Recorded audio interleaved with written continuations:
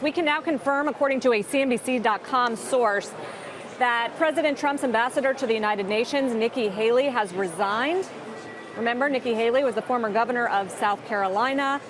She has been in the Trump administration since the beginning. She just participated with President Trump at the UN General Assembly. Our Eamon Javers joins us from Washington with more on what we know about this story, Eamon. Yes, Sarah, I can tell you that I just saw Nikki Haley in the West Wing. She was heading toward the Oval Office with a number of staffers. She declined to respond to questions from reporters who were standing with me, asking her whether or not she has resigned. So she's not talking to the press just yet. But as you say, we do have this announcement from Sarah Huckabee Sanders, the White House press secretary, that Nikki Haley and the president will be participating in an event at the White House at 10:30. Sarah Sanders tweeting out, President Trump and Ambassador Nikki Haley will meet in the Oval Office at 10:30 a.m. this morning. This event will be open to the pool. So some immediate questions will come into play here, which is, why is Nikki Haley resigning?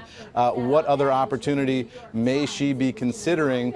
Presumably, if Haley is resigning at an event with the president in the Oval Office, then that is a friendly resignation, not something forced, as we've seen so often in this administration. But the question is, why now? What's going on, if anything, behind the scenes? And what does Nikki Haley have planned as a next act? She's been widely regarded inside Republican politics as somebody who had a significant political future ahead of her, perhaps even presidential ambitions. So we'll wait and see what Nikki Haley has to say, if anything, in this event in just about 15 minutes' time. Back over to you guys. Eamon, I guess one question, as you say, is why now? The other question is when exactly this would take effect. I imagine no inclination on that answer yet either.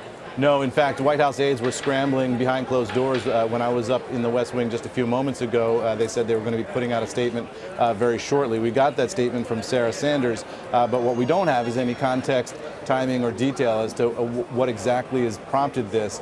Officials are suggesting to us that they'll put out more detail here in a few minutes, but we have nothing yet. So this one catching everybody in Washington by surprise, particularly after the UN General Assembly last week, which was seen by many here at the White House as a significant success for the administration. Nikki Haley very much publicly the face of the administration on the world stage, and now apparently resigning as ambassador to the United Nations.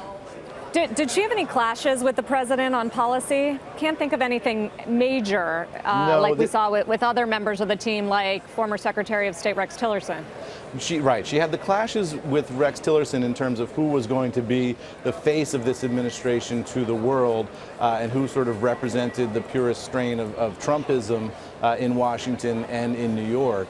So there was some political rivalry, perhaps, as to who was the senior figure inside the administration, but nothing that I can point to specifically on policy. But let's take a deeper dive here, guys.